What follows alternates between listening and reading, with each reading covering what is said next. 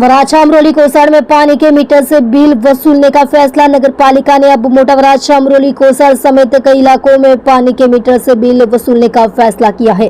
यह शुल्क संपत्ति कर में ही शामिल होगा। शहर में 24 लाख से ज्यादा घर है, लेकिन 24/7 योजना में सिर्फ 75,000 पानी के मीटर ही लगाए गए। इतने कम मीटर लगाने पर विवाद खड़ा हो गया। मोटा वराछा, कोसाड़, अमरोली, छापराभाठा, वरियाव, पर्वत, डुम्भाल, पूर्णा के 42,000 घरों में मीटर से बिल वसूले जा रहे थे। इसी वजह से स्थानीय लोग बिल नहीं भर रहे थे और लगातार विरोध कर रहे थे। इस मामले में नगर पालिका को पानी का शुल्क अलग से वसूलने का अपना फैसला बदलना पड़ा। यह योजना 11 साल पहले शुरू हुई थी। आवासीय और धार्मिक जुड़ान मिल 60,000 मीटर धारकों को चलकर बिल से छूट दी गई है।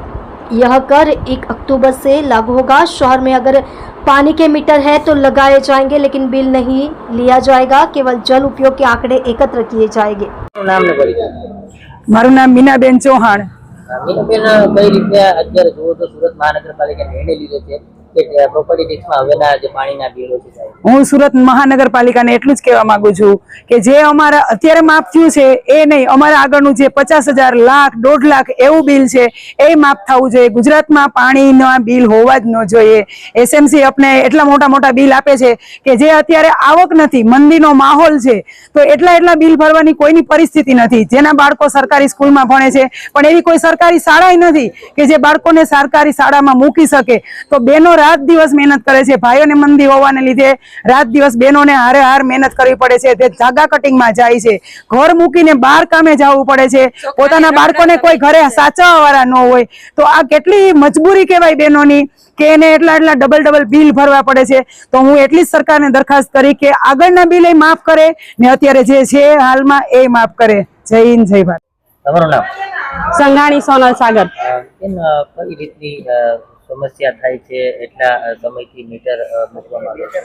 આ અમારી રાધેશ્યામ રેસિડેન્સી છે, કોઈ હાઈ લેવલ એરિયામાં નથી। એટલે અમે એટલી જ અપીલ કરીએ છીએ કે આ એસએમસી વાળા જે લાખ 1.5 લાખ બિલ આપવામાં આવે છે ને, અમારી એવી કેપેસિટી નથી કે અમે ભરી શકીએ। કેમ કે અમે લેડીઝો પણ આખો દિવસ મહેનત કરીને અમે ઘર ચલાવીએ છીએ કેમ કે અમારા ઘરવાળાના ધંધામાં એટલી આવક નથી કે અમે ઘર ચલાવી શકીએ। એટલે અમારી એટલી જ અપીલ છે કે આ અમારા બિલ પહેલાના અને અત્યારના એ છે ને એ માફ કરવામાં આવે।